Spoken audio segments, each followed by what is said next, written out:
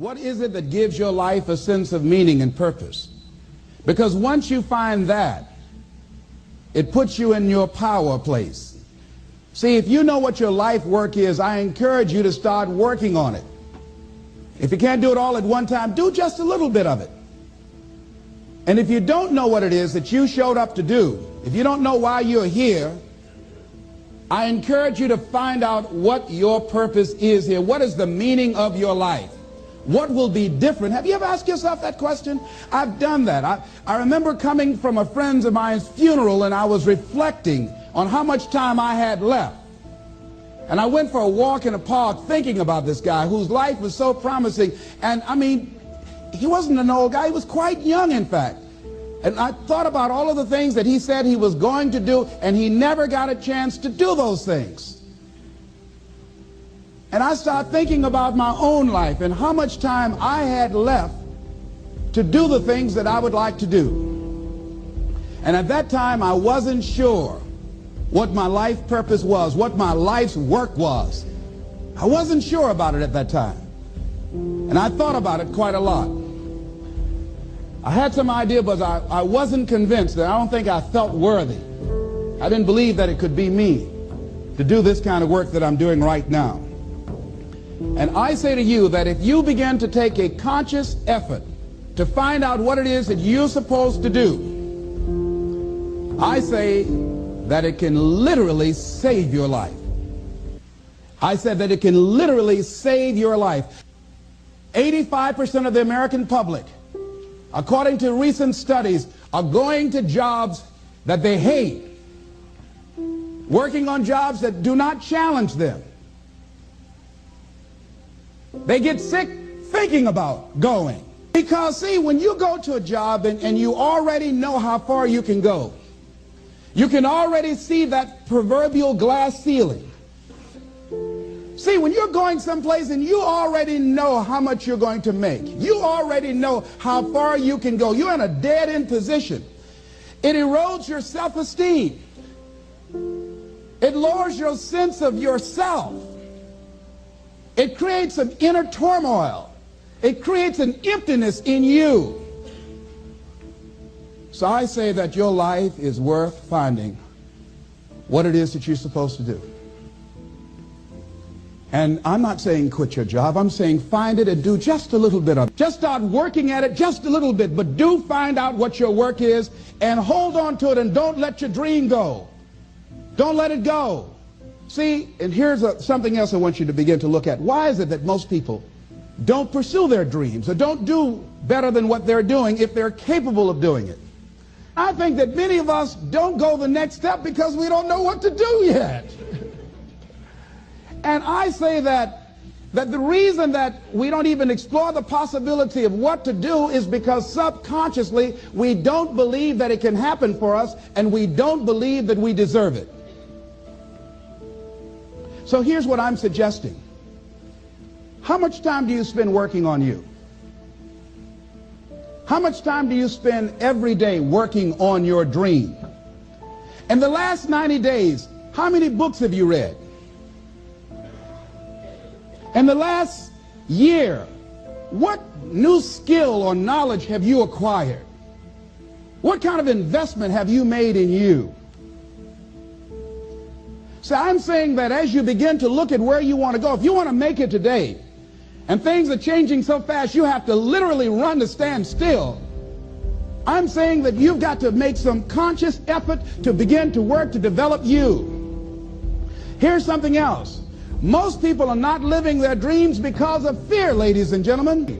Fear, limited vision, and lack of self-esteem is what keep most people doing things they don't want to do. The same reason that people stay in relationships where they're abused or they're unhappy or it's unfulfilling, they can't see themselves beyond that relationship. They can't see themselves enjoying life without that person. They think that this is all that they can do. The same reason that people get stuck at a certain level in life, they can't see things being better for them. And they think that this is it and this is all they deserve. This is all they've ever seen. It's been passed on to them. And they think that this is it for them. Oh no. I was looking what Dr. Blanton Smiley Blanton, who is a colleague of Dr. Norman Vincent Peale. What he said about fear, he said, fear is the most subtle and destructive of all human diseases. Ladies and gentlemen, fear kills dreams. Fear kills hope. Fear put people in the hospital. Fear can age you. Fear, ladies and gentlemen, can hold you back from doing something that you know within yourself that you're capable of doing, but it will paralyze you. And it seemed like you're in a hypnotic spell. And I ask you a question, what is the benefit? What's the benefit of allowing fear to hold you back? What's the benefit of giving up on yourself, of not stepping out on life and taking life on? What is the benefit for you? What's the plus in that? It's one of the things I had to ask myself. So I didn't want to make any mistakes. I wanted everybody to like me. I wanted to be perfect the first time I did something. It's not going to happen. You're going to make some mistakes. You're going to hurt some folks' feelings. You're going to create some enemies whenever you decide that you want to begin to take life on. You've got to ask yourself, how long am I going to allow this to hold me back? I like what Zig Ziglar says. He said, fear is false evidence appearing real. That is an illusion that we create in our mind. It is a state of mind that can be changed. So let's look at how we can begin to take some steps to restructure that fear, to begin to expand our visions of ourselves, to begin to increase our self-esteem. Webster said that self-esteem means confidence and satisfaction in oneself. Look at your life right now. Whatever you've done up to this point in time, your life is working. Whatever you have produced, it came out of you as a result of the kind of person that you have become. It's a result of your choices. It's a result of your consciousness. Now you have to ask yourself, are you satisfied with what you have produced?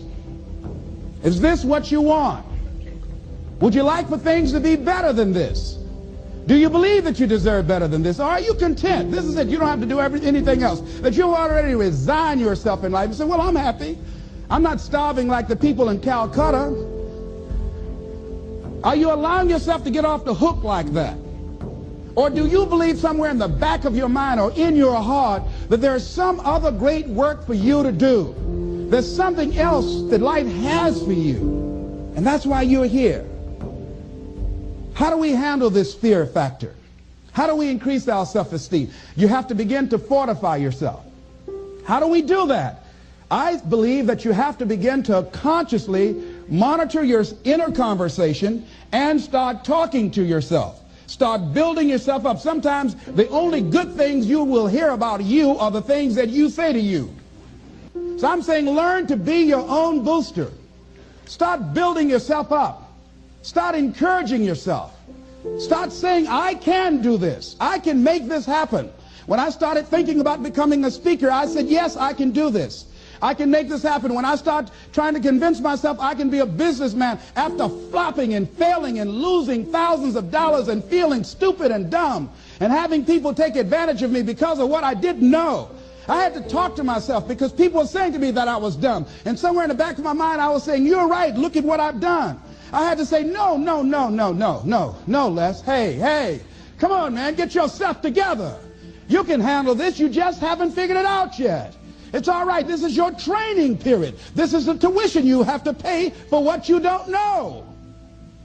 You can do this. Other people have done it. It doesn't take an Einstein. Get you some people that can teach you some stuff that you don't know. Get you some people that have done it successfully and learn from them. Take some seminars, workshops, read some books on how to manage a business. Change the way you see yourself and begin to tend to the personal details. Understand that nobody's going to take care of your business better than you. And when I start changing that kind of mindset of beating myself up because of my mistakes, and start looking at the possibility of my doing better, of my making the adjustment that would enable me to do what I want to do successfully, things begin to change. And I say, stop beating up on yourself. You do it. I know you do it. I've done it. It's a natural inclination for us to put ourselves down.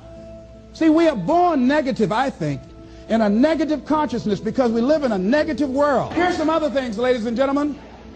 Begin to guard your mind against negative programming, like turn off the television.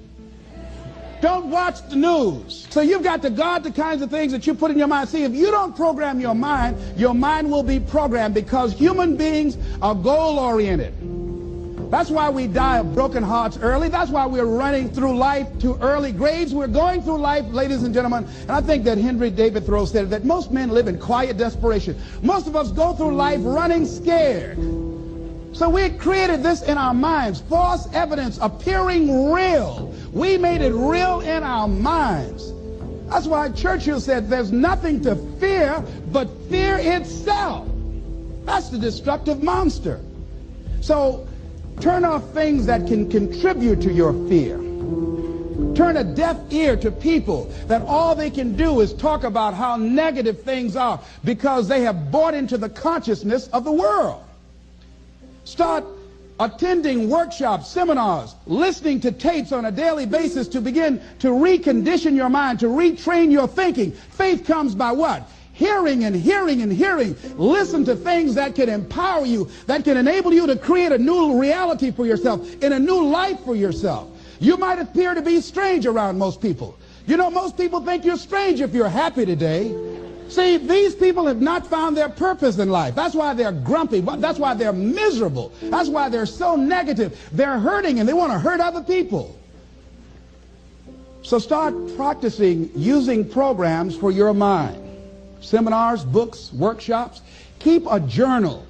Record your thoughts. What's happening with you? Every day when you get up, have a journal near you. See, ladies and gentlemen, we get 3 to 4 thoughts a year that if we would act on those thoughts, they could change our life. What idea are you sitting on? Write your ideas down. And then, once you get that idea, take the leap. Take the leap. See, it's out here in the universe. If you don't take the plunge, I guarantee you, somebody else will. Take the plunge. Go into action. And ladies and gentlemen, you will be surprised how things will come together. You'll be surprised. Now, you're going to have some difficult challenges. I can tell you that now. Be aware of that. Things are not going to work out exactly right. For a time they will, sometimes. And that's when life is just playing a game with you. I want you to feel good and relax. But ladies and gentlemen, go into action with your dream. And don't avoid where the fights are. Get in the midst of the fight. Get knocked down so you can learn how to fight, so you can hold your position. See, most people don't get out in the arena of life because they don't want to fight.